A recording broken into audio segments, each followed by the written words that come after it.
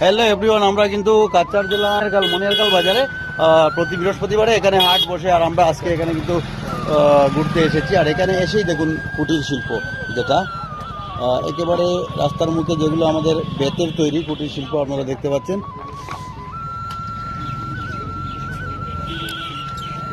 তো ব্যাপারটা হচ্ছে, আমি আপনাদেরকে আরও সামনে নিয়ে যাচ্ছি। এখানে কি কি আছে বা সাপ্তাহিক কিভাবে হাট বসে, কি কি দোকান রয়েছে, সবগুলো দেখানোর চেষ্টা করব। ওই যে দেখুন, এখানে অলংকারের দোকান, কি সুন্দর অলংকারের দোকান এখানে প্রতি বৃহস্পতিবারে। তারপরে তারপরে তারপরে আর কিটা দেখাই দেয়, আর যত জুয়েলটা দেখাই দেই, এ আইসে লগে মুড়ির দোকান আছে, এটা হইলো গুড়। আর বৌদির কেন হইলো যে অলংকারের দোকান, চুড়ি পুড়ি সব আছে।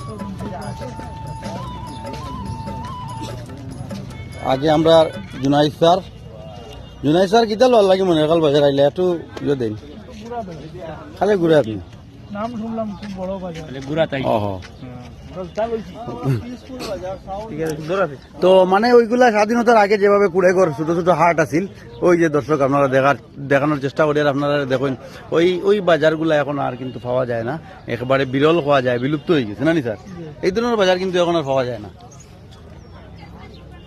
আবার কি সুন্দর জুতার দোকান, আরামসে ঘুমাই দিলাম, মালিক যখন কাস্টমার আইব তখন লাগবো। হচ্ছে সপ্তাহ পারে বন্যা নেই, মোটামুটি বাজার হয়তো বালা। তো সেল কিরকম? মোটামুটি আছে। ও আরে দাদা বাদ, তারা কোনো টেনশন নাই, কাস্টমার আইব বিকিব।